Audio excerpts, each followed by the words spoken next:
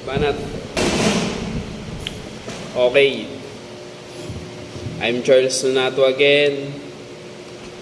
Intern, Session 43. Natasa naman akong mag-discuss uli dito sa CRIMPOR, na Professional Conduct and Ethical Standards.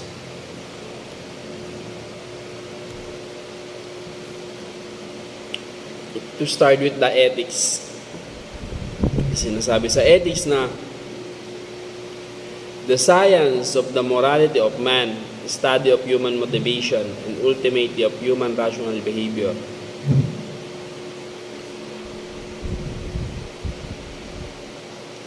It comes from the Latin word ethos, which means customary, behavior, or moral.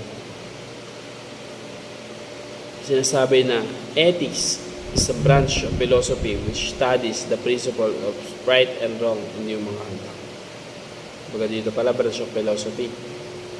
Diba? Which study the principle of right and wrong in human conduct. Sinasabi rin sa ethics na right or wrong are qualities assigned to action, conduct, and behavior. Meron daw tayong three major areas of ethics. Sinasabi sa meta-ethics, concerning the theoretical meaning and reference of moral proposition and how their truth values, if any, can be determined. Meta-ethics is branch of philosophical ethics that asks how we understand, know about, and what we mean when we talk about what is right and what is wrong. Meta-ethics addresses questions such as what is goodness? How can we tell what is good from what is bad? Normative ethics, concerning the practical means of determining moral course of action. It questions of how one ought to be. Applied ethics, concerning what a person is obligated or permitted to do in specific situation or particular dominant action. Diba? Diyan naman sa applied, parang ito na yung ano natin, mga obligated na pinapagawa yung certain situation.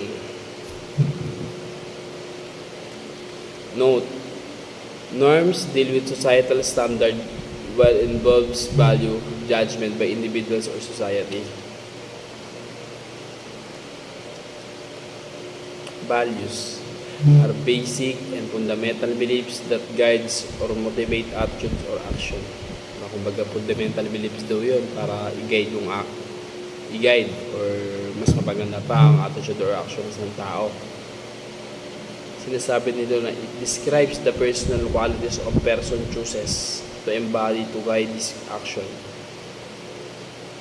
The sort of question he wants to be, the manner in which he treats himself and others, and his interaction with the world around him. Values, in a narrow sense, is that which is good, desirable, and worthwhile. Values are motive behind purposeful action. They are ends to which we act and come in many forms.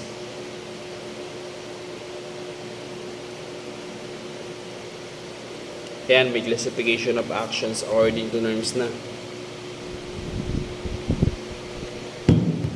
Moral actions. Actions are in conformity with the norm of the morality. Kumbaga, ito, nakaayon sa norm of morality. Kumbaga, naayon, sabihin maayos to. Pag immoral actions naman, actions which are not in conformity with the norm of morality. Sabihin, not confirm, hindi naayon, hindi dapat sundin, hindi dapat ginagawa. Amoral action. Action which stands neutral in relation to the norm of morality. Sabihin, neutral lang. Hindi siya kinoconsider na mabuti, hindi rin siya kinaraw. Hindi rin siya kinoconsider na masama.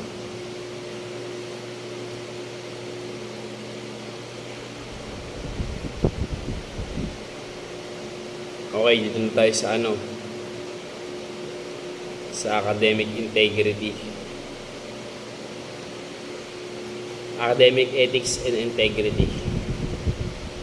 Academic integrity refers to the principle and policies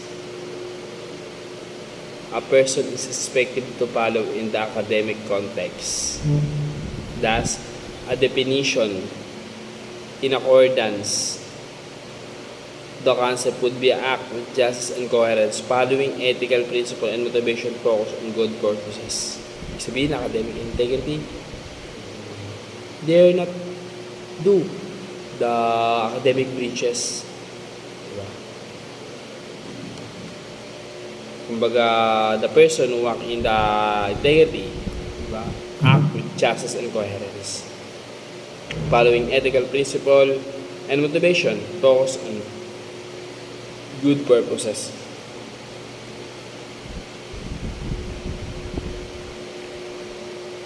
Common types of academic dishonesty. Copying or attempted to copy from a classmate during an examination or assessment. Ayan. Nakaabot ako sa intern. Diba? Minsan, makopya din tayo, pero hindi natin inaasa yung pag-aaral natin dun during exam. Classic yung mga nagsasabi hindi sila nangopya. Plagiarism. Paano ba pag sinabi natin plagiarism? Plagiarism, copying, paraphrasing, or using another author's ideas without citing or giving the corresponding credit to them. Kinopya mo lang, pinaraphrase mo yung idea, diba, sa isang libro. Diba? Without citing or giving corresponding credit to him, di mo man lang sila binigyan ng credits. Diba? Nasa kanila yung gawa na yun. At mako-fall iyon sa plagiarism. The two are both academic dishonesty. Diba? The following are the ones, diba? Collusion. Pag sinabing collusion, collaboration with someone else dishonesty, and includes not reporting dishonest action which have been witnessed. The most representative action of this type of misconduct are submitting assignment on behalf of classmates, allowing others to copy from you during an exam, and including the names of people who didn't participate in teamwork assignments for the subject. Yung collusion naman, you are now collaborating with others with dishonesty. Diba? Dahil nga you are not reporting dishonest action, you have weakness, diba, in the group. Sinasabi rin dito na you are passing the work that did not you make, diba? Isa rin, ina-allow din natin yung classmate natin na mangopya sa atin, diba, during exam.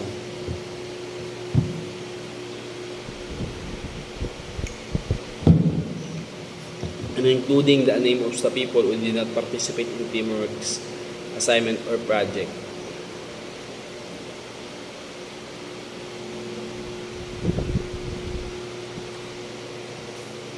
Cheating.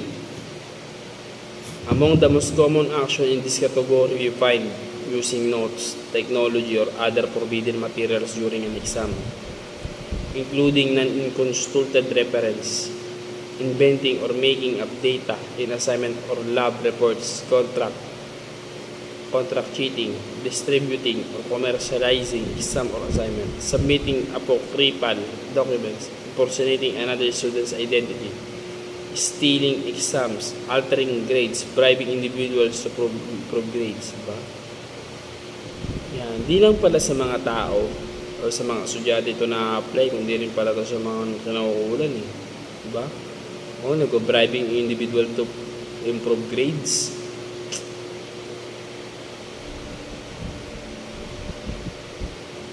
Making up data assignments or lab reports, contract cheating.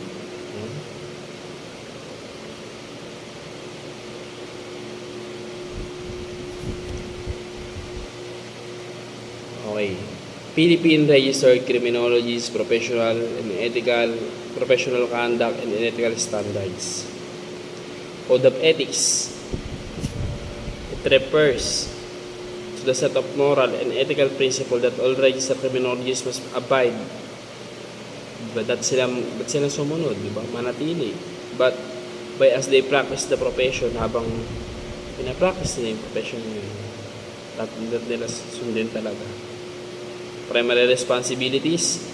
The primary responsibilities of every person admitted to the practice of criminology as registered criminologist is to be faithful allegiance to the Republic of the Philippines and loyal to his profession. Faithful allegiance to the Republic of the Philippines and be loyal to his profession. They shall accept as a sacred obligation and responsibility as citizen to support the Constitution of the Philippines and as a registered criminologist to defend the principle of liberty as defined in the Constitution and the law. Diba? Ganun ino-obligate, diba? Na criminologist, registered isang criminologist ay i-depend ang principle, diba? Of liberty as defined sa ating Philippine Constitution. Ngayon din, responsibility as citizen to support the Constitution talaga.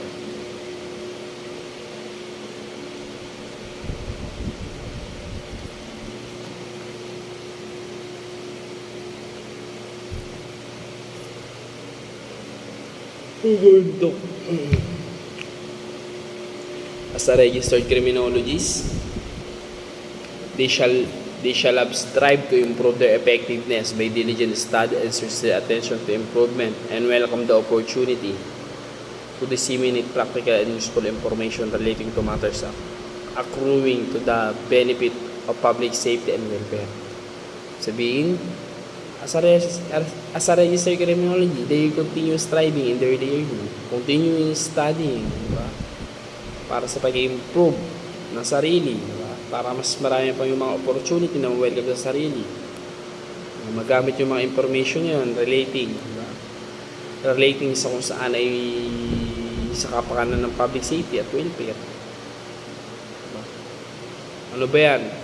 Through collecting certification na mag-aral, mag-schooling, o through webinar. Maraming bagay yun.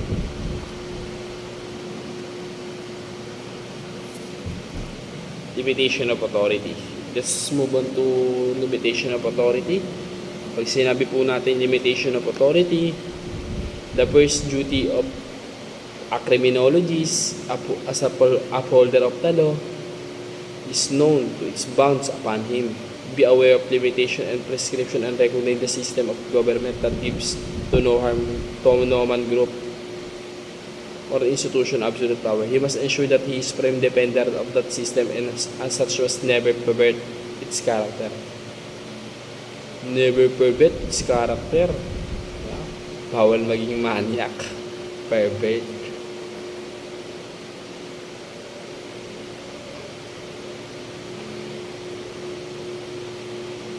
Kumbaga, you are know, diba, what is bound upon the registered criminologist. Kung yung actions, diba? Kung ano yung authority niya sa community.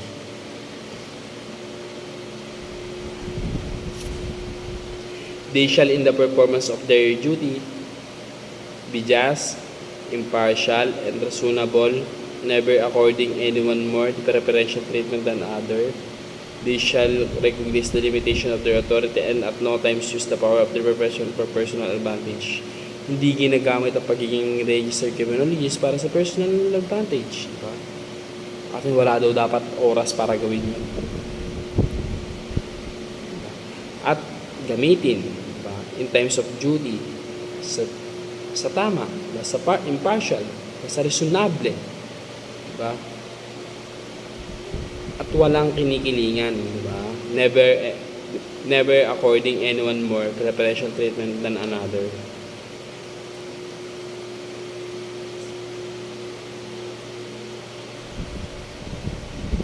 Pag sinabi naman private conduct, the registered criminologist must be mindful of his special identification by the public as an upholder of the law. maging mindful. Ibig sabihin ng mindful, thoughtful. Kung ano nga ba yung special identification ng isang registered criminologist bilang upholder ng law. Diba? You must never be lax in conduct or manner in private life, express disrespect for the law, nor seek to gain special privilege that would be reflected upon the profession. He must so conduct his private life that the public will regard him as an example of stability, fidelity, and morality. Diba? Private conduct. Hindi dapat nag-express ng disrespect towards the law. Hindi dapat nag-isik ng privilege, di ba? Dahil niya sa special privilege, yung criminologist ka. At ang buhay, di ba? At ang private life daw ay magiging example para maging role model ng stability, ng fidelity and morality.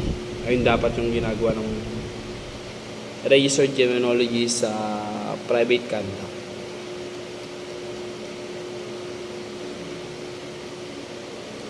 Conduct towards the public. The criminologists remind at all times the dignity, fairness, and genuine willingness to help are essential to their public image and their ability to do a job.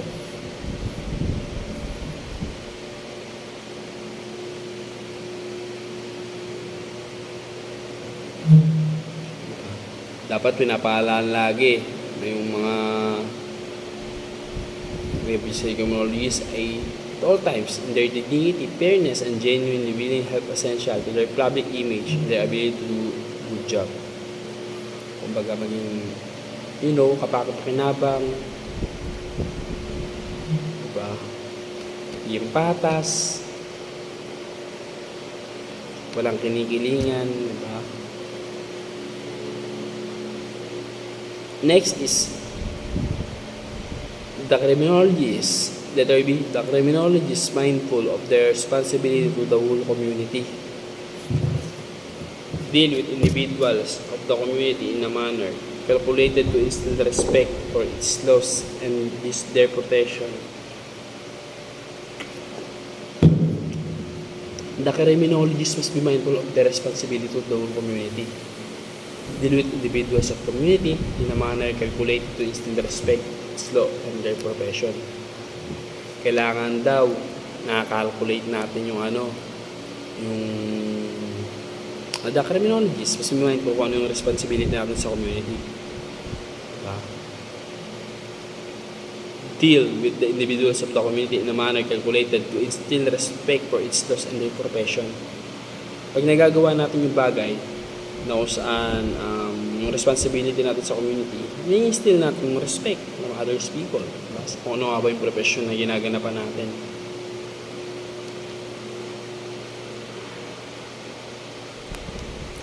They shall be habitually courteous and accept their responsibility by being punctual and expeditious in their engagement and duties.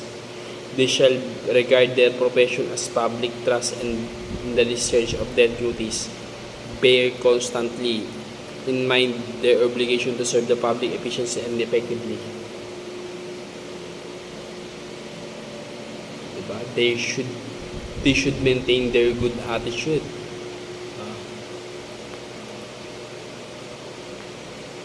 Sa public, by being punctual and expeditious in their engagement and duties.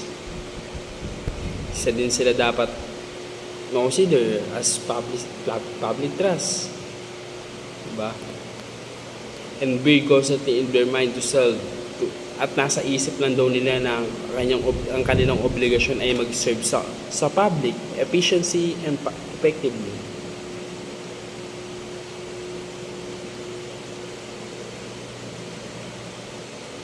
Attitude towards profession.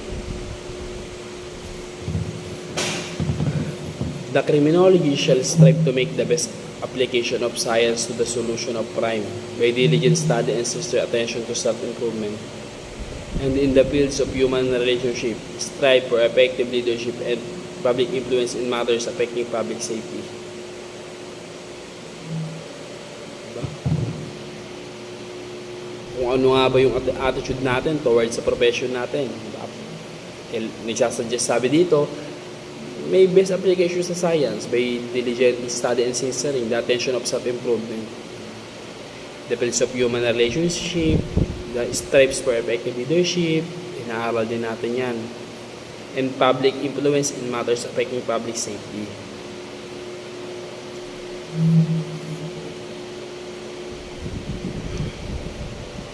Letter B, you shall appreciate the importance and responsibility of his profession as an honorable one, rendering valuable service to his community and country. They shall strive to attain certain one of the most withering cross-examination, particularly from fellow columnists and associates. Letter C, he shall avoid outside influence from overzealous or over-anxious clients, and his findings shall be based solely and entirely on logical and scientific deduction derived from a fair and impartial examination personally performed by him. Di dapat siya na-influensyahan, overzealous and over-anxious clients. Next, you must never lose sight of the important fact you should not only work for the identification, apprehension, and conviction of criminals, but must strive with greater if not equal vigor to clear the innocent. Diba? Hindi lang sa apprehension and conviction of criminals, kundi sa pag-identify ng innocence. Diba? Masyadong crucial pag nakukulong ang mga innocents. Kaya dapat ayun yung mas binibigyan din nila talaga ng pansin. Yung tamang pag-prosecute, yung tamang pag-litis.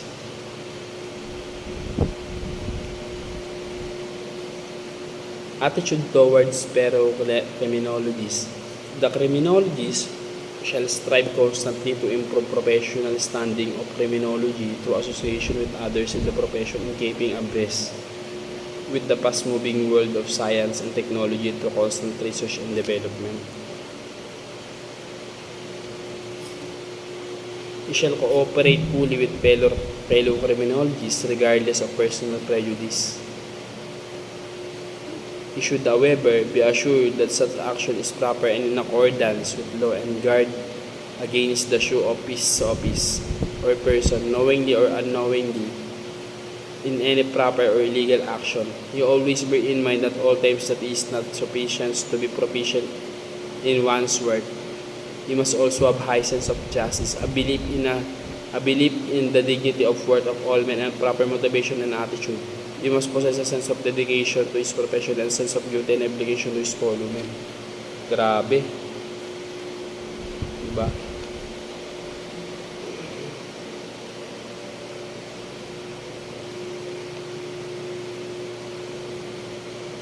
Dapat meron tayong high sense of justice na kung saan wala dapat discriminate.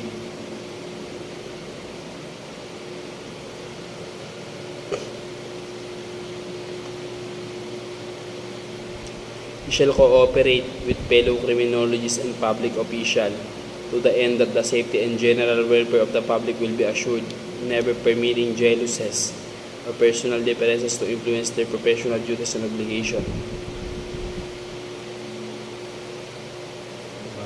Wala dapat inggitan, hindi nag-e-end dapat sa safety, diba? In general welfare ng public, at ina-assure nila na mangyayari yun.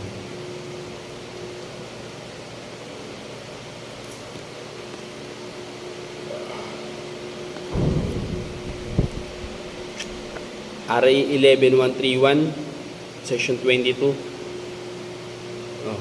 Nakapaloob dito yung revocation or suspension of the certificate of registration and cancellation of temporary of special permit. Diba? Sino ba may power? Ang board. Ang board shall have the power upon notice, diba, and hearing to revoke or suspend the certificate of registration of a registered criminologist or to cancel a temporary permit granted to foreign criminologists for the following causes of ground. ano-ano nga ba kung saan pwede ma-revoke or ma-suspension yung license, yung certificate of registration ng isang registered criminologist.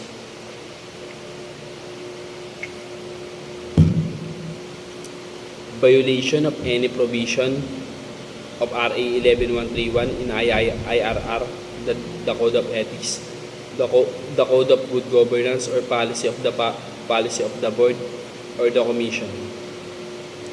Conviction of crime with finality involving moral turpitude.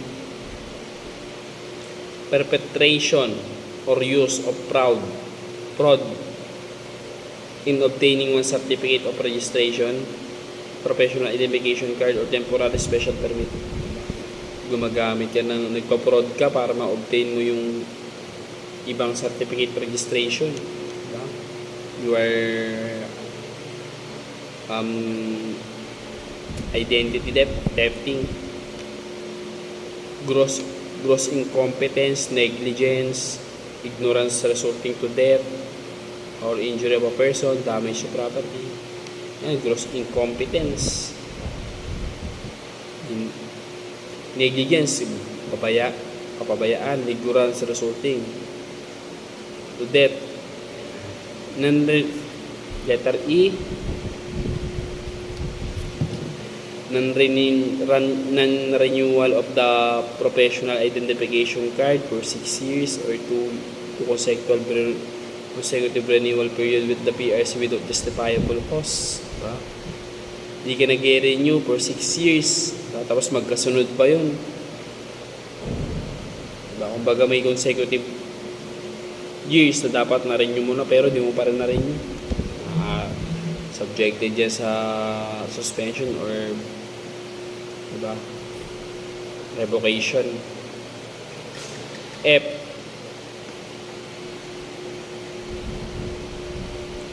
aiding or abating the illegal practice of an unregistered criminologist by allowing the use of one's certificate of registration and professional identification card or temporary special permit. Naabet mo illegal practice of non-registered criminologists.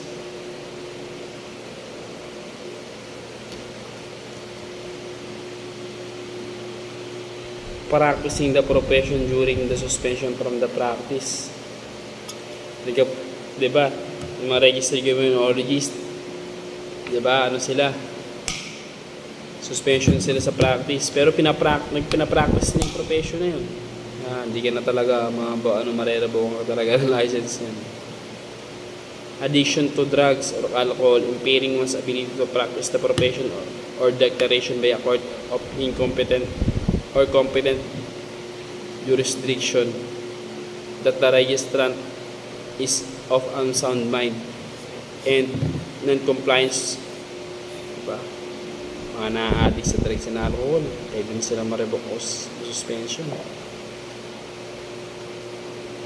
Dito naman tayo sa non-compliance with the CPD, AIP, or reasonable requirements as approved by the board unless one is accepted therefrom from the renewal of the professional identification card. Dito naman tayo sa Republic Act 11131, Section 21, refusal to issue certificate of registration and professional identification card or temporary special permit. The board shall not register any successful applicant for registration who has been convicted with penalty of crime involving moral turpitude. Yan, pinulit na naman, moral turpitude. Pag nakakomit ka ng moral turpitude, hindi ka refuse to issue certificate of registration ka and professional identification card. Found guilty of immoral and dishonorable conduct by the board. Summarily adjudged guilty for violation of general instruction to examines by the board and declared of unsound mind by a court o competent jurisdiction. Unsound mind, walang discretion, walang good judgment.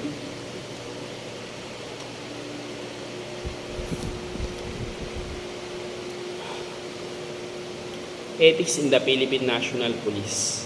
The PNP professional conduct and ethical standards are based from existing laws covering public servants as embodied in the Constitution, the Vice Penal Code, RA 766-713, the Code of Conduct and Ethical Standards for Public Officials and Employees, and other related statutes.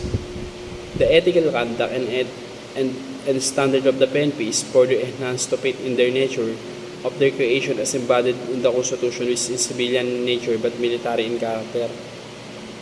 Diba? Sinasabi dito sa ethics in Philippine National Police, diba?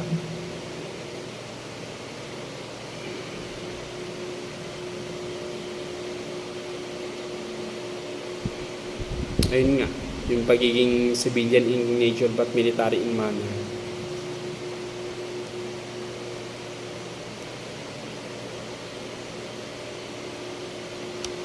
Law Enforcement Code of Ethics.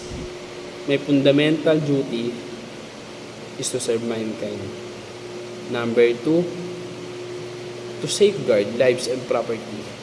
Number 3, to protect the innocent against deception, the weak against oppression and intimidation, and the peaceful against violence or disorder, and to respect the constitutional rights of men to liberty, equality, and justice.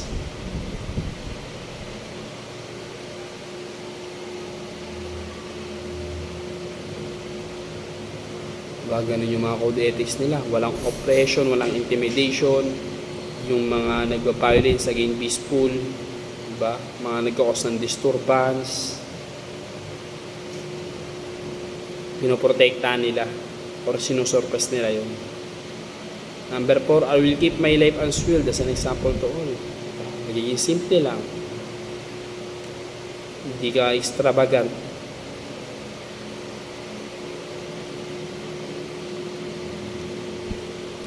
Maintain courageous calm in the face of danger, scorn, or ridicule. Develop self-restraint and be constantly mindful of the welfare of others. Diba? Kalmado ka lang sa kabila ng kapahamakan, sa mga danger. Diba? At lagi lang nasa isip na nandito tayo para sa kapakanan ng iba.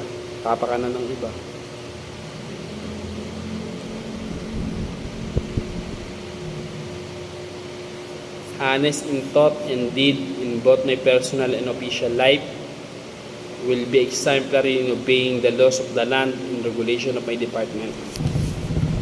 Honest, sabihin matapat sa personal and official life. Example, maging example din tayo sa pagsunod, diba? sa law of the land, sa batas, diba? Sa constitution, the regulation of the department.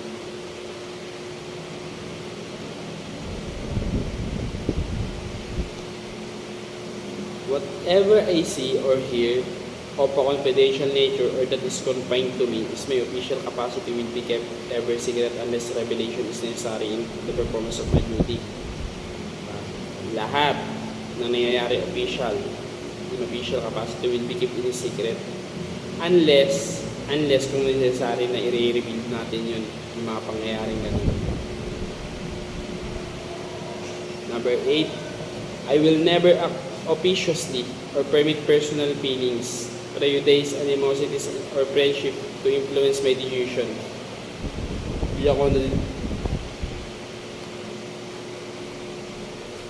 With the compromise for crime and with relentless prosecution or criminals, I will enforce the law courteously and appropriately without fear or favor malice or ill will, never employing unnecessary force or violence and never accepting gratitude.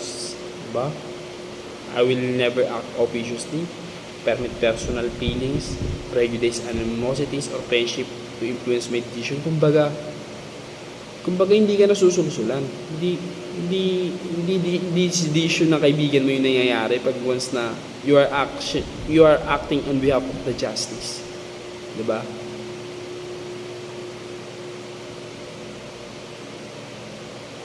Hindi ka tumatanggap ng mga suhol, diba? Mga love gift, hindi ka tumatanggap niyan. I recognize the badge of my office as a symbol of public faith and I accept it as a public trust to be held so as long as I am true to the police service. Easily understand naman yan. I will constantly strive to achieve these objectives and ideas, dedicating myself before God to chosen my profession, law enforcement. Diba? Constantly strive to achieve these objectives, ideas, and dedicating myself before God. Diba? Kumbaga, sa Diyos mo talaga pinapas sa kamay yung mga pinili mong profession. Diba? Maging isa sa mga law enforcement. Ano-ano nga ba yung canons of police ethics? Nandiyan na yung primordial police responsibility. The primary objective of police is the prevention of crime. Policeman knew too well that he has committed his life to defend and protect the rights of the citizen and uphold the law at all costs. Limitation of police authority. Pag sinabi natin limitation of police authority, the primary as an upholder of the law must know the limitation upon him in enforcing the law. He must be aware of the limitation which the people, through law, have placed him.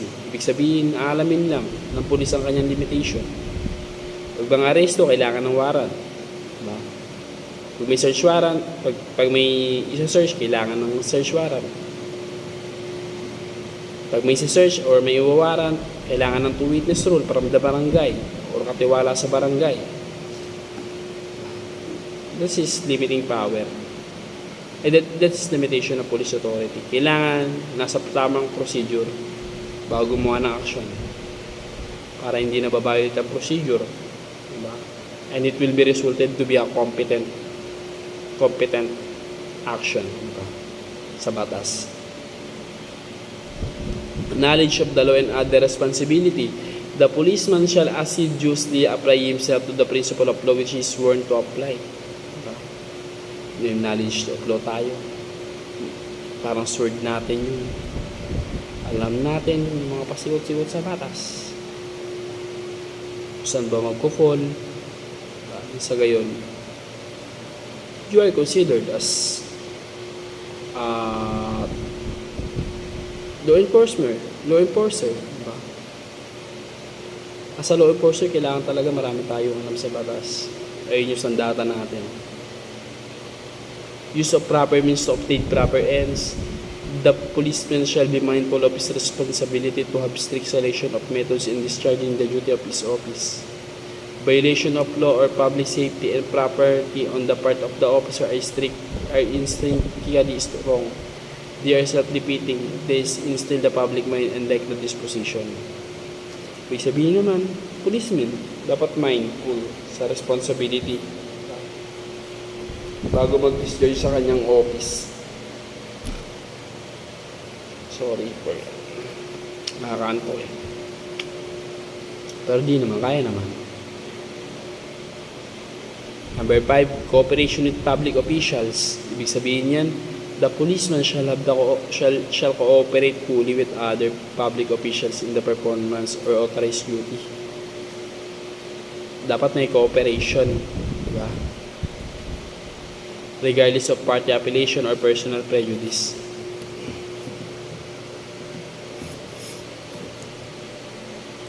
Nandyan na din yung proper conduct and behavior.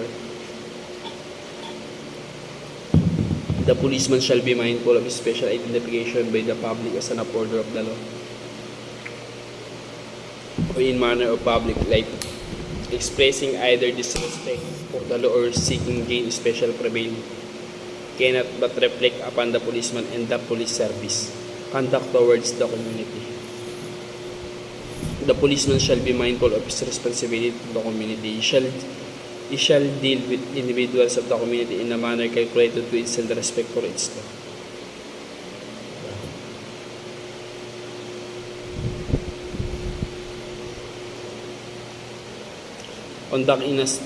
Conduct in arresting law violator.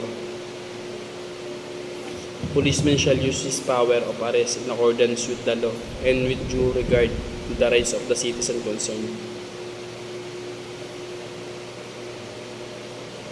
Diba? Arrest should be in accordance with the law. Pag nag-arrest, may warrant of arrest, diba? Necessary force should be implemented, should be enforced. Diba? Reasonable, pag pumalag, reasonable force, diba? Ganun lang.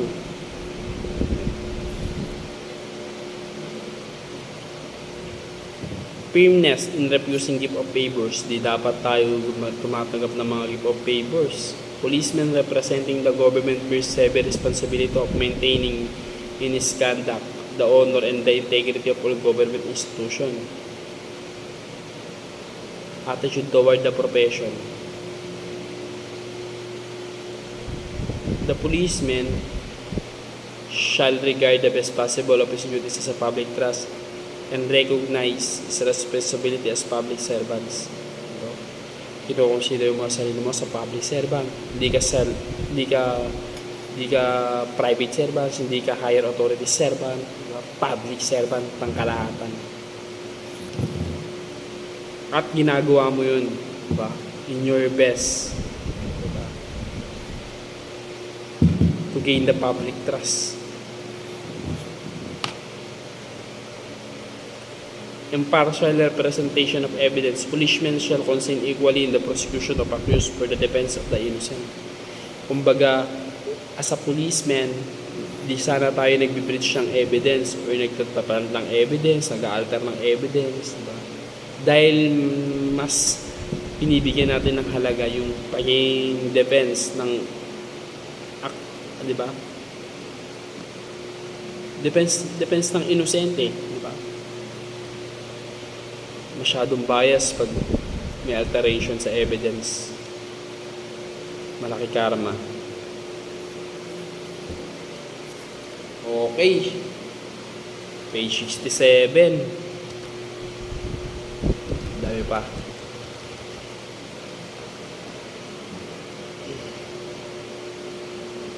The PNP core values. The PNP core values. The police service is noble and professional. Hence, it demands from its members specialized knowledge, skill, and high standards, ethics, and morality. In this regard, the member of the Philippines National Police must adhere to and internalize the enduring core values of the PNP. Core values ng PNP is pagmamahal sa Diyos, respeto sa otoridad, respeto sa kababaihan, respeto, diba, sa marriage, stewardship over material things, ibig sabihin pagtitiwala over, diba, kaysa sa mga material na bagay, responsible dominion, truthfulness o katotohanan. Ayun yung PNP, core values. Sana lahat ng PNP may ganyan, no? Para naman wala nang bias. The police professional conduct. Commitment of democracy. Uniform PNP members shall commit themselves to the democratic way of life and value and maintain the principle of public accountability. Public office is a public trust. Public officer must at all times be accountable to the people, serve them with utmost responsibility, integrity and loyalty and efficiency, act with patriotism and justice, and live modest lives. They shall at all times uphold Constitution and be loyal to our country, people, and organization, above loyalty to any person or organization. Accountable to people, serve with utmost responsibility, integrity, loyalty, and efficiency, act with patriotism and justice. Ganyan dapat ang isang public officer. Wait lang, siya lang po ako saglit.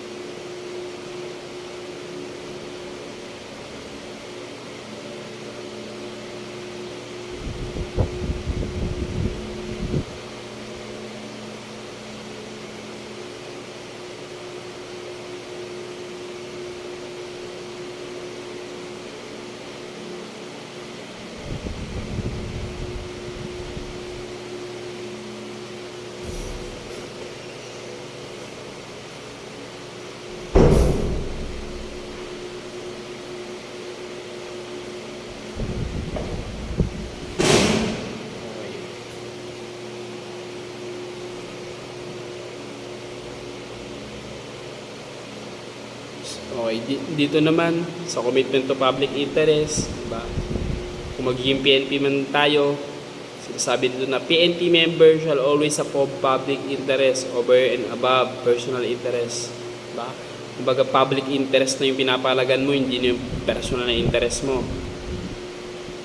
All government properties, resources and power of their respective offices must be employed and used effectively, honestly and efficiently, particularly to avoid wastage of public fund and revenues.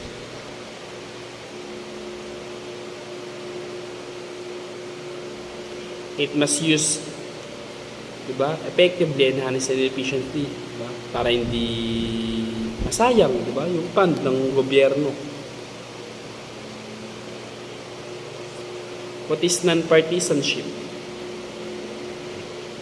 PNP shall provide service to everyone without discrimination regardless of party affiliation in accordance with the existing laws and regulation. Diba? Walang kinikilingan, walang mahirap o mayaman sa pagbibigay ng serbisyo sa kapwa. Kumbaga, mahirap ka, same treatment. Mayaman ka, same treatment. Wala ditong favoritism or discrimination. Yung ibig sabihin ng non-partisanship. PNP conduct labor dispute. The involvement of PNP during strike, lockout, and labor dispute in general shall be limited to the maintenance of peace and order, enforcement of laws, and legal orders of duly contributed authorities. During labor dispute, diba? Ang mga pulis nandyan para mag-maintain lang ng peace and order, hindi sila para makigulo. Physical fitness and health. All PNP members shall be strive to be physically fit and in good health at all times. Oo nga, nagkasakit ako eh. Ang hirap magkasakit. Nakakaluwang moral masyado.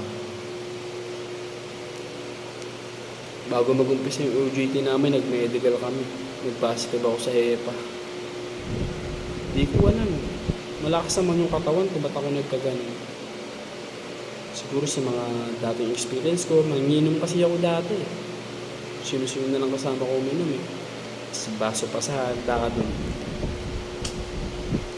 But fortunately, God healed me. Diba? Inom ako ng gamot. Secrecy discipline. All PNP members shall guard the confidentiality of classified information against unauthorized disclosure. At may secrecy tayo dito sa PNP. What is secrecy? What you see, what you hear, leave it here. This includes confidential aspect of official business and special orders, communication and other documents, roster or any portion thereof of the PNP, contents of criminal records, identifies a person who may be given information. Lahat yan, dapat secrecy lang. Ayun, sasabihin mo sa asawa mo yan? Sasabihin mo yun sa nililigawan mo? Hindi. Contents of criminal records? Hindi. Identifies person? Hindi. Mga documents, dapat bang ipaalam sa asawa mo? Hindi. Social awareness. Pag sinabi naman natin sa social awareness, all PNP members shall be actively involved in civic, religious, and other social activities with the end of purpose of increasing social awareness. Diba? Pag nagkakaroon tayo ng civic, ibig sabihin, meron pagkakaisiyan in between sa mga kapwa natin. Religious, diba? Mas lalong na-aware yung nasa kapaligiran natin dahil meron tayong Diyos na sinasamba, which may cause the awareness, diba, ng nasa paligid natin na meron Diyos, diba, na nagmamahal sa atin, and other social activities with the inner purpose of increasing social awareness.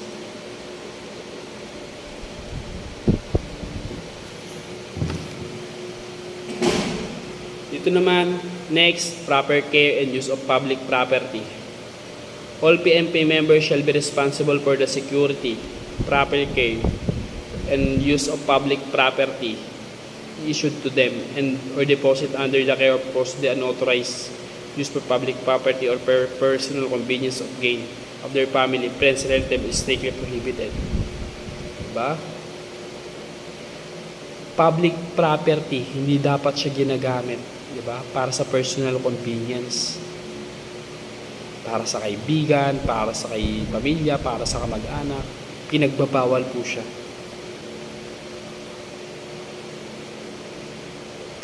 Next is non-solicitation of patronage. All PNP members seeking self-improvements to career development and shall not directly or indirectly solicit influence or recommendation from politician, high-ranking government, official, prominent citizen, person affiliated with civic or religious organization with regards to their assignment, promotion, transfer, or related advantage.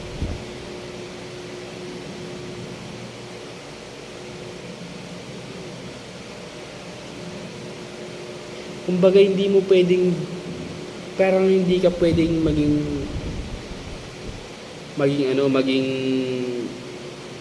mag-solicit ng influence, di ba? Through recommendation ng mga high-ranking government official. Diba? Kumbaga bawal tayo non-solicitation. Diba? Bawal ka rin magpaano sa religious organization. 11. Respect for human rights. In the performance of duty, PNP shall respect human dignity and uphold human rights of all persons. Yan. Diyan na papasok ang Bill of Rights natin.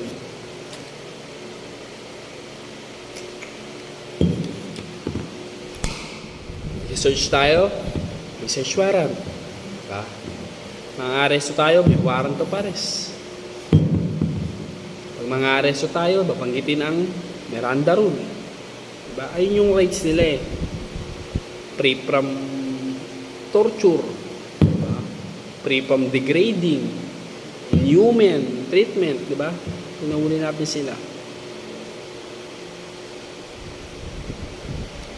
Devotion to duty. All PNP members shall perform their duties with dedication, efficiency, enthusiasm, determination, and manifest concern for public welfare.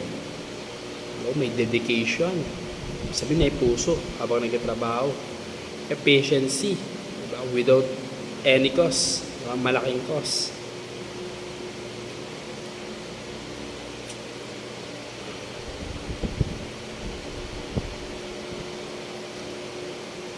Conservation of natural resources. All members of the PNP shall have the development and conservation of our natural resources for ecological balance and posterity. The natural resources are considered inalienable heritage of our people. Diba?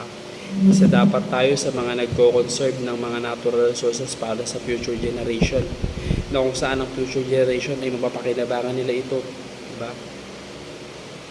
At sa gayon, may papasa rin nila ito sa kabilang generation na may mapapakinabangan rin ng kabilang generation. Ayun yung term dyan sa conservation. Pinapalagan natin yung natural resources na kung saan makikinabang ang future generation. Isa to sa pinakamahalaga, disiplina. Discipline. PNP police shall conduct themselves at all times in keeping with the rules and regulation of the organization. Disiplina ay ang pagsunod, diba? Sa mga rules at regulation ng isang organization. Loyalty. PNP members must be loyal to the Constitution and the police service as manifested by their loyalty to the superior person subordinate as well. Bawal balimbing. Diba, loyal sila sa superior nila, peers and subordinates. Pag hindi ka traitor, yan.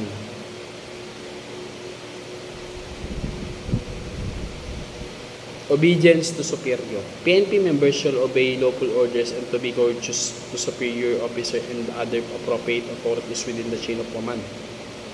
No members shall use abusive, insulting, or indigent language to another member. Diba? Bawal yan.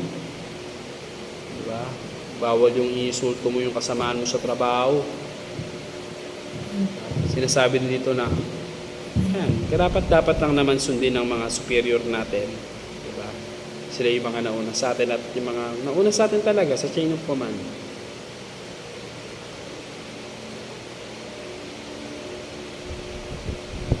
Command responsibility.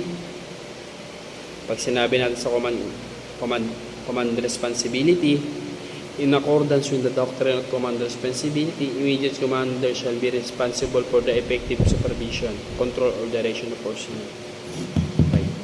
Pag may magandang nangyari, di ba, sa operation, to the use of command responsibility ng superior nila, di ba, mas okay ang impact sa nag-utos sa kanila, sa superior nila.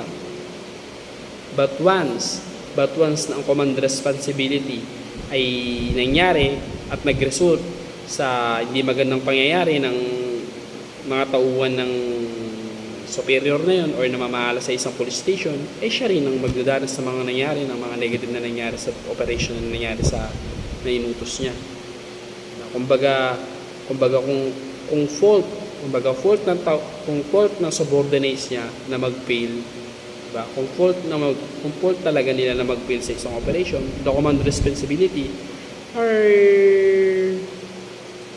are directed the effects sa kanilang superior, diba? Superior officer or pinakamataas dun sa police station nila or kung sino man yung nag-utos sa kanila.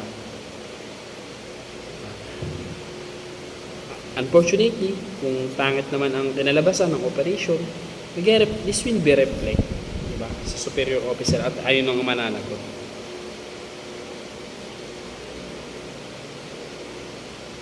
Okay, ito. Mahalaga talaga dito para sa akin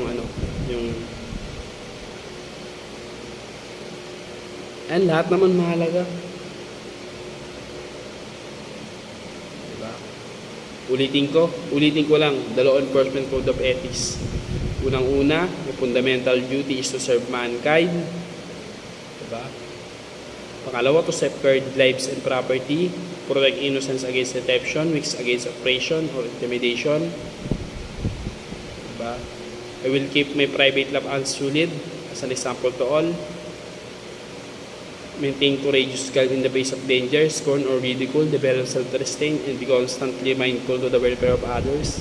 Baga, kapakanan ng mas nakakarami ang iniintindi natin. Honesty in thought and deed in both personal and official life. Diba? Meron tayong katapatan kung ano man nangyayari sa atin. Ino-obey natin yung laws of the land at kung ano man yung nangyayari sa department, di ba? Kung saan lang tayo nagkatrabaho sooner. Yan.